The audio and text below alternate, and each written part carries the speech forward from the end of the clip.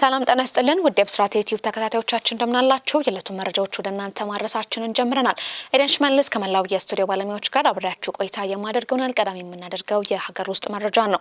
81 በመቶ አገልግሎቶችን በኦንላይን ማስተናገዱን የሰነዶች ማረጋገጫና ምዝገባ አገልግሎት አስታወቀ። በተጠናቀቀው የ2018 በጀት ዓመት 81 በመቶ የሚሆኑ አገልግሎቶችን በኦንላይን ስርዓት መስጠት የቻለው አገልግሎቱ በየቀኑ በአማካኝ 6000 ተገልጋዮችን በማስተናገድ ከ1 ሚሊዮን በላይ ጉዳዮችን በመቀበል የተቀላጠፈ አገልግሎት መስጠት መቻሉን አመላክቷል።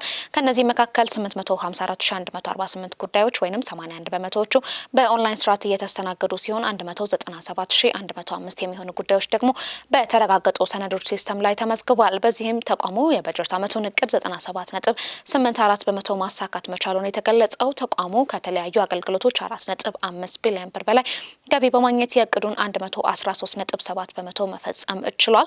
በቀጣይ የዲጂታል ስርዓትን በማጠናከር አገልግሎቱን ተደራሽነትን በማሻሻል ደንበኞችን እርካታን ለማሳደግ በቁርጠኝነት እንደሚሰራም የአገልግሎቱ መረጃ አመላክቷል። ዘገባውን ያደረሰችን ትዕግስት ላቀው ናት። በአዲስ አበባ ከተማ ከ1300 ኪሎ ሜትር በላይ የመንገድ ግንባታና ጥገና ስራ ለማከናወን ታቅዷል ተባለ።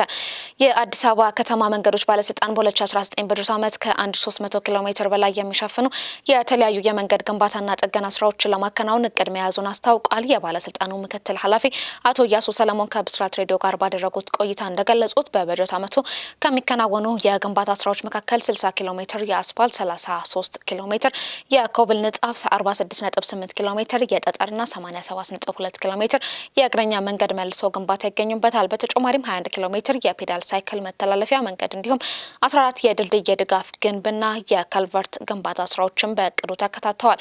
በመንገድ ጥገና በኩል ደግሞ 130 ኪሎ ሜትር የአስፋልት፣ 30 ኪሎ ሜትር የጠጠርና 54 ኪሎ ሜትር የኮብል መንገድ ጥገና ይከናወናል ተብሏል። እንዲሁም 508 ኪሎ ሜትር የድሬኔጅ መስመር ጽዳትና ጥገና፣ 325 ኪሎ ሜትር የእግረኛ መከላከያ አጥርና የከርቭ ስቶን ቀለም ቅብን ጨምሮ ሌሎች የመንገድ መሰረተ ልማት ጥገና ስራዎች ለማከናወን ታቅዷል።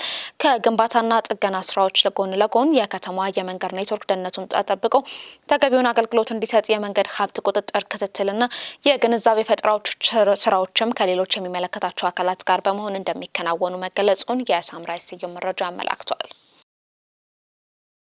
ወደ ውጪ መረጃዎች አለፈን። ኤርዶጋን እስራኤል ፍልስጤምን ከዓለም አቀፍ ትኩረት ለማስወገድ እየሰራች ነው አሉ።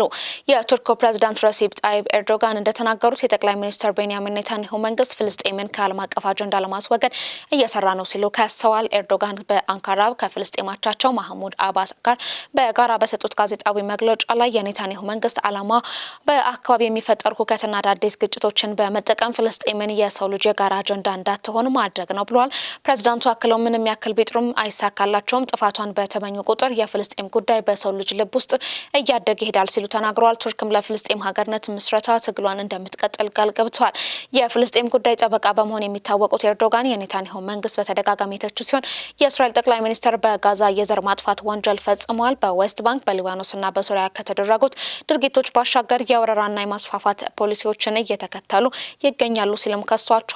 አባስ ከዲፕሎማሲያዊ አማካሪያቸው ማጂድ ካሊድ የደህንነት አዛዡ ማጄድ ፋራጅና ከከፍተኛው የፍልስጤም ባለስልጣን ዚያድ አቡ አምር ጋር በመሆን አንካራ ገብተዋል። የፍልስጤሙ መሪ አስፈላጊና ወንታዊ ብለው በገለጹት የረቡዕ ዕለት ውይይታቸው ከአንካራው ኤርዶጋን ጋር በመሆን በወቅታዊ የክልል ሁኔታዎች ላይ መክረዋል። ዘገባውን የደረሰን ሰላማዊ ነጋሲ ነው። ለ2000 ጊዜ ያክል 27 ሚሊዮን ዶላር የሚያወጣ እቃ በማዘዝ አልቀበልም ያለችው ጃፓናዊት መጨረሻዋ እስር ቤት ሆኗል። ሰዎች ለጭንቀት ማስታገሻ የሚሆን የራሳቸውን መንገድ አላቸው። ምናልባትም ሙዚቃ ማዳመጥ፣ ፊልም ማየት፣ ገበያ መውጣትና ሌላም በጃፓን ያለችው አንዲት ሴት ግን ጭንቀቷን የምትቀንሰው በኦንላይን እቃ በማዘዝ ነው። ነገር ግን እቃውን ለመግዛት ሳይሆን እንደደረሰ ላለመቀበል ነበረ። የ32 ዓመቷ ማዩ ዮሽዳ ከ2024 እስከ 2025 ድረስ በጃፓን ከሚገኘው ታዋቂው የማንጋ አሳታሚ ድረገጽ ላይ ከ2000 በላይ እቃዎችን ታዛለች። ታዲያ የታዘዙት እቃዎች ዋጋም 4.3 ቢሊዮን ጃፓን የን ወይንም ወደ 27 ሚሊዮን ዶላር የሚጠጋ ነበር። ነገር ግን ዮሺዳ ከዚህ ሁሉ ግዢ 1 ሳንቲም እንኳን አልከፈለችም። 238 የተለያዩ አካውንቶችን ተጠቅማ እቃ ታዛለች። ከዚያም ክፍያውን ሳትፈጽም ልትገዛ ያለችውን እቃ ትተዋለች። ሌላ ጊዜ ደግሞ እቃዎቹ በገንዘብ ክፍያ እንዲደርሱላት ታደርጋለች። የመላኪያ ሰው ቤትም ሲደርስም ግን እምቢ ብላ ትመልሷለች። በዚህም ሾኤሻ እቃዎቹን ለማዘጋጀትና ለመላክ ያወጣውን ወጪ ጨምሮ ወደ 7.5 ሚሊዮን የን ወይም $47,000 የሚጠጋ ኪሳራ ደርሶበታል። ከዚያም በኋላ ዮሺዳ ያዘዘቻቸው እቃዎች ለጊዜው ከሽያጭ ውጪ ስለሚሆኑ ሌሎች ደንበኞች እንዳይገዟቸው አድርጓል። ፖሊስ ለ1 ዓመት ጉዳዩን ከመረመረ በኋላ ዮሺዳን ይዛታል። እሷም ከ2,000 በላይ ትዕዛዞችን መስጠቷን አምናለች። ይህን ያደረገችበት ምክንያት ኩባንያውን ለመጉዳት እንዳልሆነ ተናግራለች። በዕለት ተዕለት ህይወቴ በጣም እጨነቅ ነበር። እቃዎችን ከመሸጣቸው በፊት ማዘዝ የእርካታና የመዝናናት ስሜት ይሰጠኝ ነበርም ብላለች። ስለዚህም ጃፓናዊቷ የጭንቀት ማስታገሻ መንገድ ከ2,000 በላይ የኦንላይን ግዢ ትዕዛዞችም እነሆ የመጨረሻ ውጤት ግን መዝናናት ሳይሆን እስር ቤት መሰንበት መሆኑም ተገልጿል። ተመልካቾቻችን ስትከታተሉት የነበረው የብስራት ዩቲዩብ መረጃዎቻችን እነዚህን ይመስሉ ነበር። ኤደን ሽመልስ ከመላየ ስቱዲዮ ባለሙያዎች ጋር አብራችሁ ቆይታ አደረኩኝ። ሰላም።